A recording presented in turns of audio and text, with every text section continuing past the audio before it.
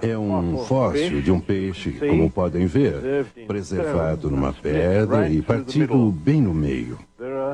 Há milhões de fósseis de plantas e animais em toda a Terra e, claro, viveram e morreram, normalmente rápido e repentinamente, e em tais condições foram preservados. Normalmente, um animal ou planta que morre é oxidado por bactérias até desaparecer.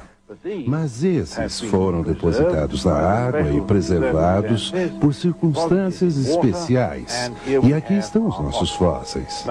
E agora é nosso propósito verificar nossos fósseis para ver o que nos revelam a respeito da história biológica da Terra.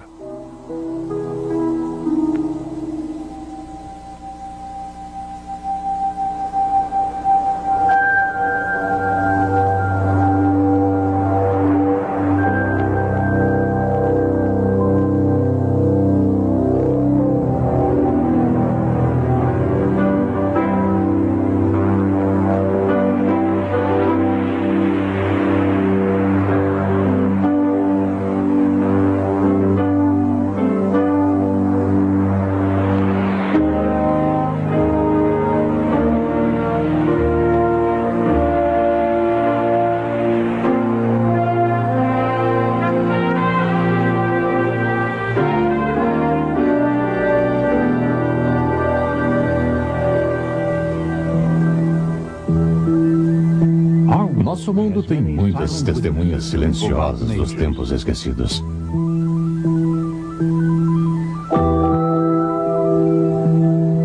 Não só os homens têm testemunhas de seus passados, a Terra também possui suas testemunhas.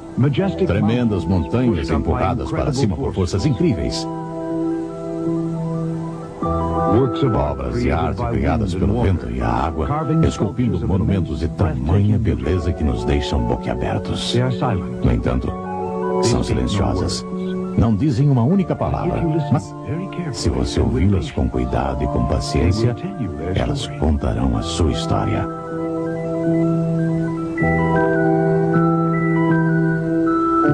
Como tijolos posicionados por um mestre de obras, as camadas da Terra assim se empilham, formando estruturas fantásticas que se elevam ao céu. E nessas camadas estão os melhores de todos os contadores de histórias. Milhares. Milhões deles. Os fósseis.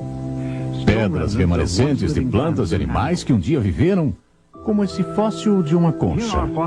Aqui estão fósseis de milhares de dinossauros, sepultados num túmulo maciço, cobertos por lama e areia, quase que de imediato para que seus ossos não se decompusessem. Eles foram fossilizados.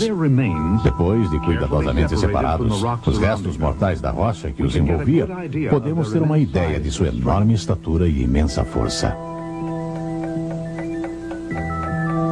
Esse peixe, como chegou até aqui? E como, naquela época tão distante do passado, veio a ser sepultado numa rocha? Se você tem um aquário em casa, provavelmente você já passou por esse triste evento.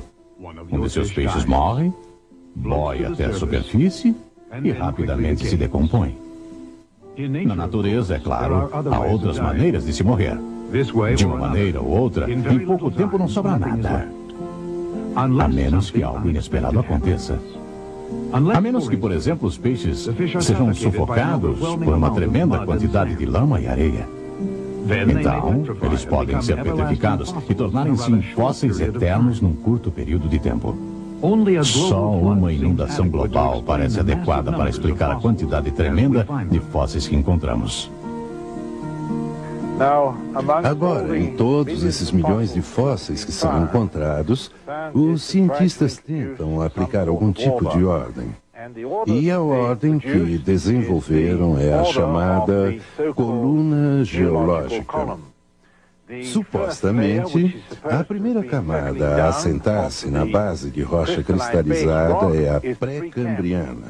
Então você segue para a cambriana, daí pela triásica e então pela quaternária, a mais recente onde se encontram fósseis humanos. Ora, é muito importante ser capaz de datar fósseis encontrados. E isso é feito pelo método Index de Fósseis. Foi descoberto que, vamos dizer que na Cambriana você acha o trilobite. Fósseis que são típicos são chamados fósseis de Index e são datados pela posição que ocupam na coluna geológica. O problema é que nem sempre ou poucas vezes alguém encontra uma coluna geológica assim, então é necessário que encontremos outra maneira para datar a coluna. Como os evolucionistas determinam a idade desses fósseis feitos de rocha dura? Que métodos usam, por exemplo, para datar esses ossos de dinossauro? Será que eles realmente têm milhões de anos, como os evolucionistas afirmam?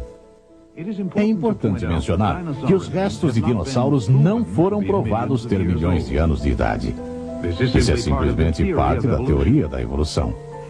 Se você perguntasse a um paleontólogo evolucionista qual a idade de um determinado osso de dinossauro, ele provavelmente faria o seguinte. Primeiro, tentaria determinar a que criatura o osso pertenceu. Aí, determinaria em que camada de rocha o osso foi sepultado. Então, verificaria num livro de geologia ou num gráfico qual era a camada de rocha. Aí então, o paleontólogo lhe diria que o osso tinha, por exemplo, 100 milhões de anos de idade. Ele diria que o osso tem aquela idade porque a rocha em que foi sepultada tem 100 milhões de anos de idade. Porém, se perguntássemos ao geólogo que escreveu o livro de geologia como ele sabia a idade da rocha, ele provavelmente nos diria que a rocha tinha no mínimo 100 milhões de anos porque tinha esse tipo de dinossauro fossilizado nela.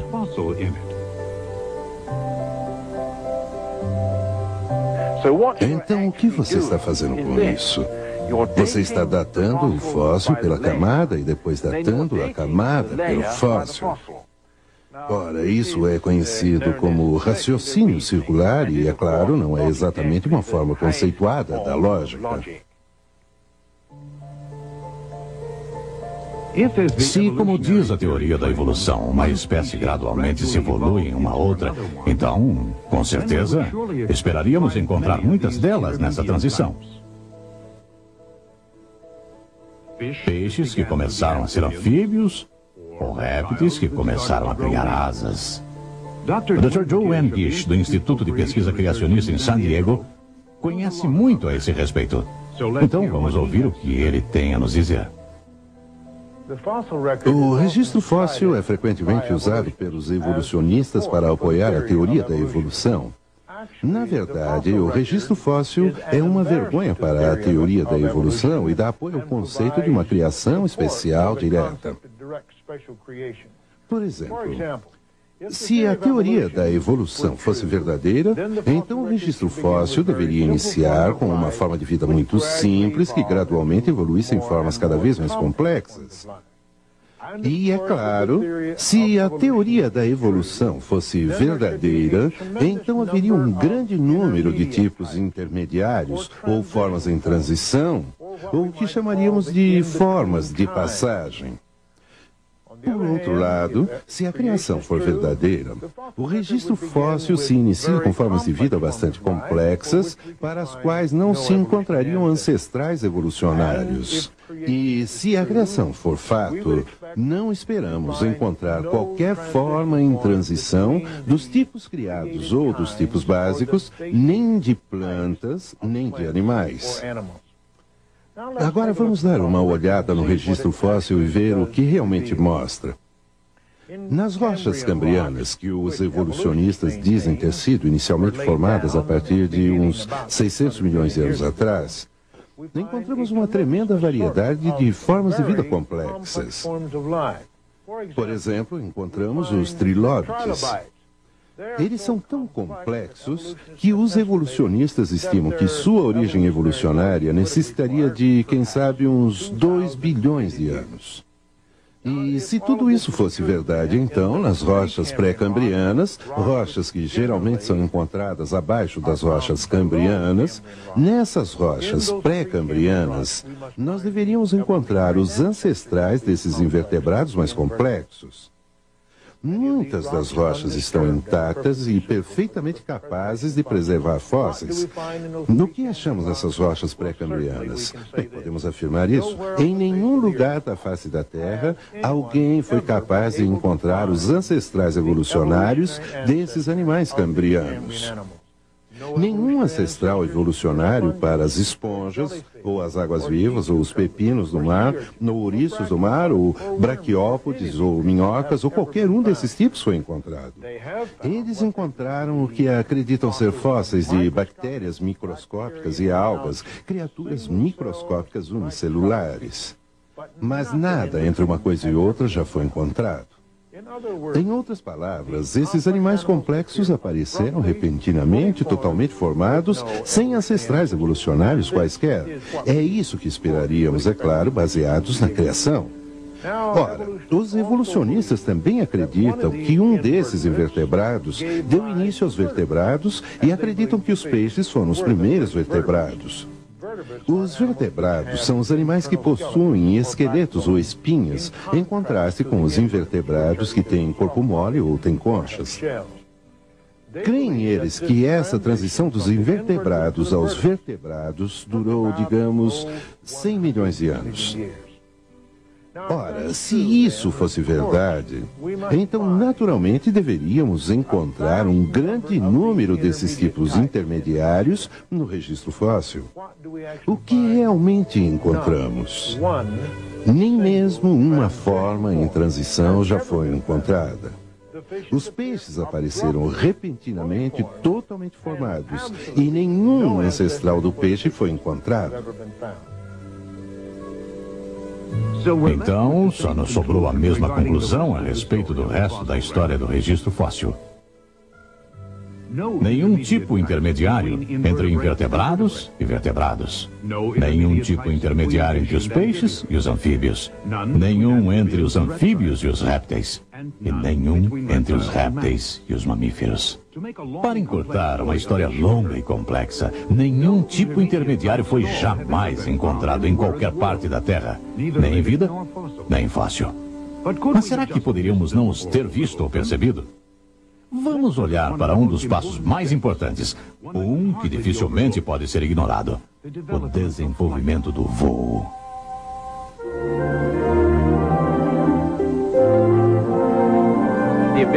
A habilidade de voar é algo incrível. Ela requer uma coordenação de músculo, cérebro e osso que parece apontar claramente a um projeto inteligente e criativo. Mas, de acordo com a evolução, o voo se desenvolveu com o tempo, o acaso e a luta para a sobrevivência. O voo, na verdade, ocorreu em 4 grupos diferentes: os insetos, os répteis, os mamíferos e os pássaros. Quando se trata dos insetos, o primeiro inseto de forma voadora a sair do registro fóssil tinha asas completamente desenvolvidas e totalmente funcionais, iguais aos insetos que temos hoje. Quando se trata de répteis voadores, os pterodátilos, eles têm asas constituídas de membranas que se abrem até uns 16 metros. Certamente, se essas formas tivessem evoluído dos répteis corredores, deveriam existir centenas de formas em transição, pelo menos para mostrar como a mudança das pernas para as asas ocorreu. Até agora nenhuma forma em transição foi descoberta. Quando se trata dos mamíferos, os mamíferos voadores são os morcegos. Esses, entre os grupos de mamíferos, são realmente especiais, pois ocorreram cedo no registro fóssil dos mamíferos e são iguais aos tipos de morcegos que hoje temos. Quando se trata desses grupos, os insetos, os répteis e os mamíferos, a evidência é clara como cristal. O tipo de integração das partes que vimos parece apontar claramente para a criação. Se a evolução fosse verdadeira, deveríamos ter encontrado milhares de formas em transição, porém nenhuma foi encontrada. Mas quando se trata dos pássaros, a história muda um pouco. Aqui, afinal, os evolucionistas acreditam ter encontrado um exemplo do ar perdido. É um pássaro de um tipo esquisito chamado Archaeopteryx. O Archaeopteryx tem asas e penas como um pássaro, porém nas asas existem garras. E não existe uma quilha central descendo do osso do peito e há dentes nos bicos. Essas coisas são normalmente associadas a répteis. Eu costumava dizer nas minhas aulas na universidade, quando eu lecionava evolucionismo, aqui está um exemplo perfeito do elo perdido que foi encontrado. Ora, vamos dar uma segunda olhada nesse Archaeopteryx. Quando olhamos, por exemplo, nos dentes, descobrimos que certamente nenhum pássaro vivente tem dentes, mas alguns dos fósseis de pássaros têm. Alguns répteis têm dentes e outros não. Essa característica em particular não é realmente importante no distinguir desses dois grupos. Garras nas asas? Existem pássaros vivos, como a avestruz, que têm garras nas asas. A ausência de quilha? Acontece que o Archaeopteryx tem uma fúrcula extremamente robusta. É aí que os músculos conectados colocam força nas batidas das asas nos voos. Na verdade, uma pena de Archaeopteryx mostra a haste na parte dela que está na direção do movimento, uma característica de fortes voadores. Muitos cientistas agora, para dizer a verdade, não mais consideram o Archaeopteryx um primitivo e sim um forte voador. E quanto àquela transição de pernas para asas? Mais uma vez no Archaeopteryx temos asas funcionais totalmente desenvolvidas, nenhuma dica de como pernas podem evoluir em asas. E as penas no Archaeopteryx, elas se apresentam completas, totalmente desenvolvidas, com todos os ganchinhos e idós segurando-as em posição. Não vemos nenhuma dica de como escamas possam se evoluir em penas. Para dizer a verdade, há poucos anos descobrimos ossos de pássaros normais dentro da mesma formação geológica do Archaeopteryx. Desses pássaros, pelo menos os exemplares que temos de Archaeopteryx, não poderiam ter sido os ancestrais. Parece que nesse caso também as provas favorecem a criação. São diferentes espécies de aves de muitas variedades, existindo desde seu primeiro aparecimento no registro fóssil. Quase que o único outro exemplo que os evolucionistas usam é mais um que eu antigamente usava nas minhas aulas, o cavalo. Nesse caso, parece que poderia ter havido uma transição de um tipo de estrutura para outro. Na história retrata a evolução de um animal pequeno que tinha várias unhas fendidas a um animal grande que tem apenas uma unha, um casco. Mas apareceram mais informações em maior detalhe que forçaram-nos a abandonar essa ideia. Descobrimos que a questão de tamanho não é tão crucial, pois é possível criar cavalos que tenham apenas 40 centímetros de altura.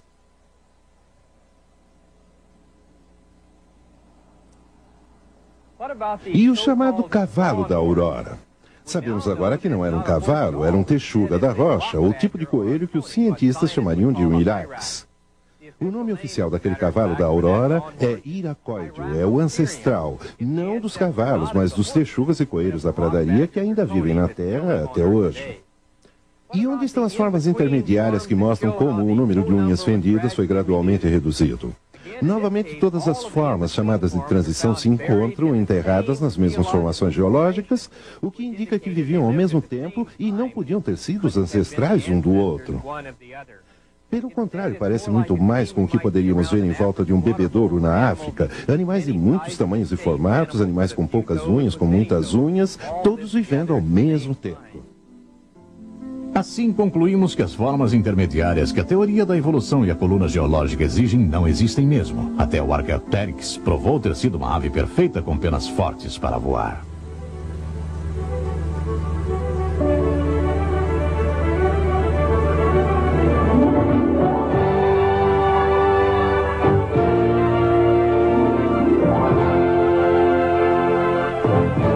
Grand Canyon do Arizona, uma das vistas mais impressionantes do mundo. Quente, seco e árido, estende-se por centenas de quilômetros.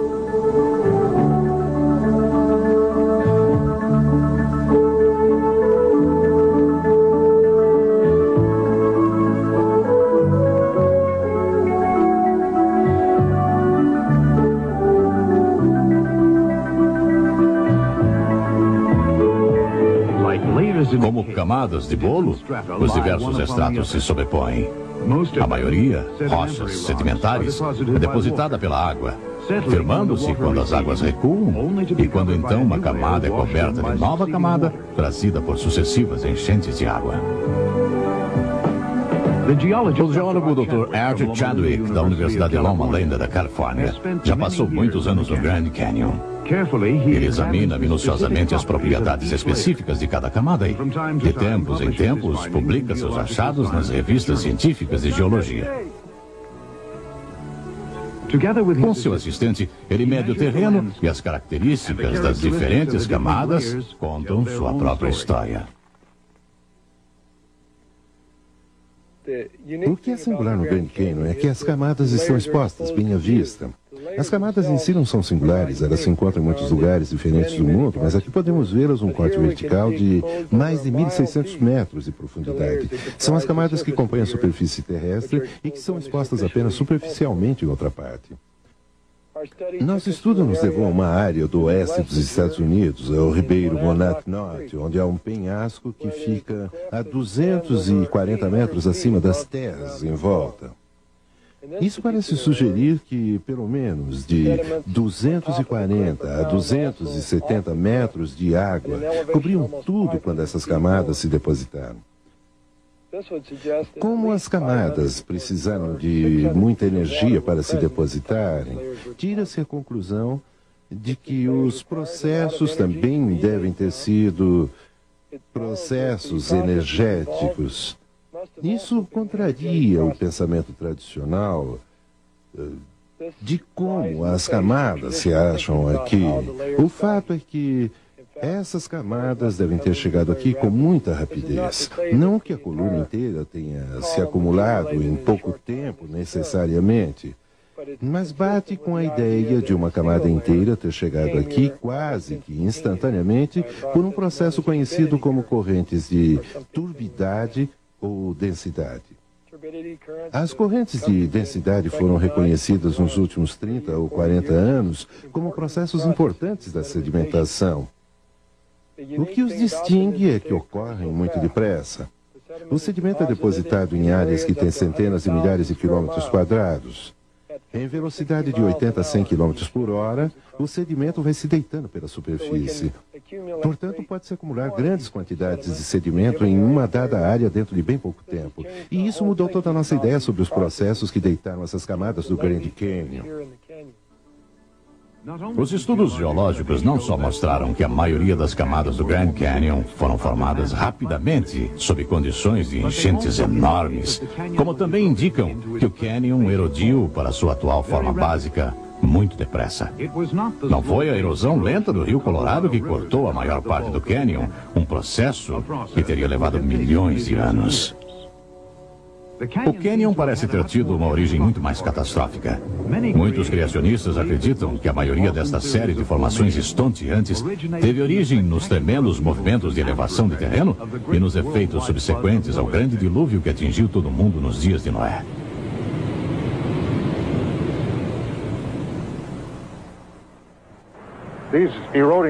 A erosão desses penhascos à beira-mar em San Diego, Califórnia, mostra muito bem a força das águas em movimento em toda a sua potencialidade. Portanto, a pergunta é se o dilúvio poderia ter ocasionado grandes mudanças geológicas. É óbvio que sim. É exatamente o que causou o dilúvio e como o mundo foi coberto pelas águas nós não sabemos. Mas a Bíblia nos diz, no segundo livro de Pedro, capítulo 3, que o mundo então pereceu coberto pelas águas do dilúvio. A palavra coberto, do grego, nos dá a ideia de um grande cataclismo. Em outras palavras, a Bíblia nos diz que houve um cataclisma mundial em que toda a geografia e topografia do mundo foi modificada.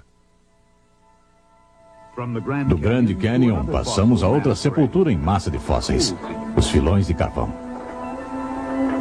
No fundo da terra, o ouro negro pode ser cavado.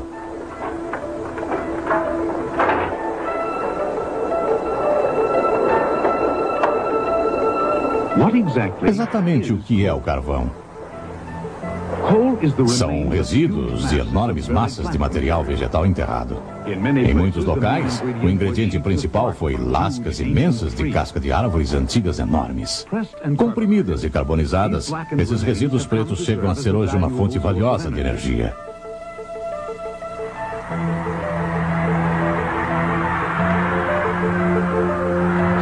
Como não encontramos filões de carvão sendo formados em lugar nenhum hoje, muitos pesquisadores têm se preocupado em saber as circunstâncias que causaram essas formações vastas. Exatamente como o carvão foi formado. O geólogo especialista em carvão Dr. Steven Austin vem estudando essa questão em profundidade. Existem duas teorias sobre a origem do carvão. Uma teoria é a do Pantanal e a segunda é a do dilúvio. A teoria do Pantanal sugere que as plantas que vemos formando esse carvão se formaram há milhões de anos em pantanais. O acúmulo de material vegetal formou uma camada grossa de turfa, e essa foi se tornando mais compacta com o passar do tempo e endureceu formando essa rocha que chamamos hoje de carvão. A segunda teoria é a do dilúvio. Sugere que as plantas que formaram o carvão não cresceram no local, mas foram transportadas de um outro local. Em outras palavras, foram trazidas até lá pela força da água. Os depósitos de carvão são sempre encontrados em sedimentos depositados na água e comumente estão associadas a quantidades enormes de fósseis marinhos.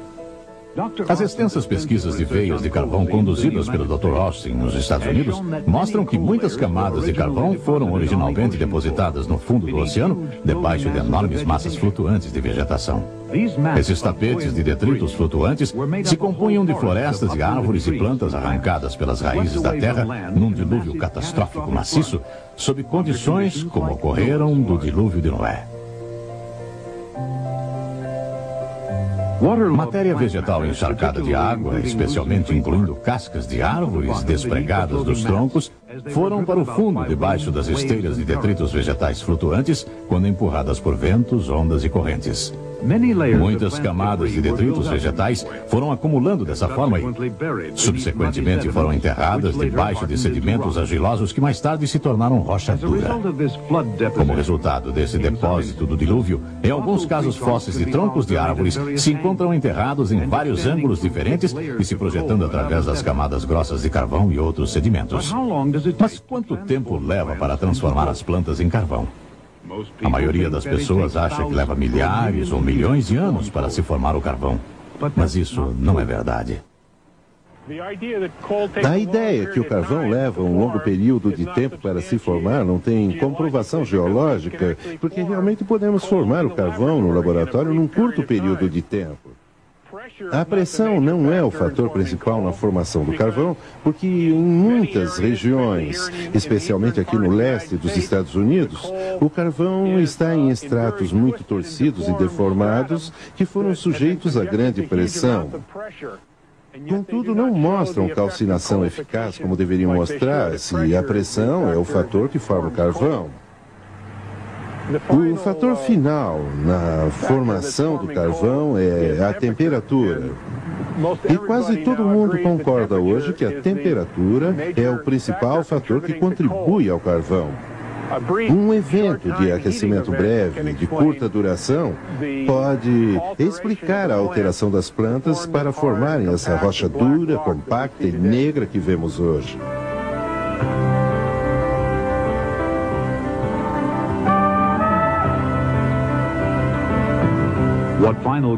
Que conclusão final tiramos desses fatos?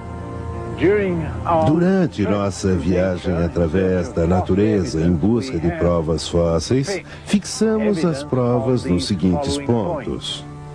Primeiro, é muito fácil o carvão ter sido feito de massas de material vegetal por alta pressão e alta temperatura em questão de minutos ou horas, conforme essa pressão e temperatura. Então, os longos períodos de tempo para se formarem as camadas carboníferas não são uma exigência. O segundo ponto é que não encontramos nenhuma prova das espécies intermediárias que seriam necessárias para a comprovação da teoria evolucionista. Ora, se isso é verdade, então não existe prova de natureza científica contra afirmar uma criação especial seguida de uma catástrofe em escala universal que produziu as sepulturas em massa para as quais temos muitas provas. E se isso é fato, então provas contra a criação inexistem, mas existem fortes provas contra a teoria evolucionista.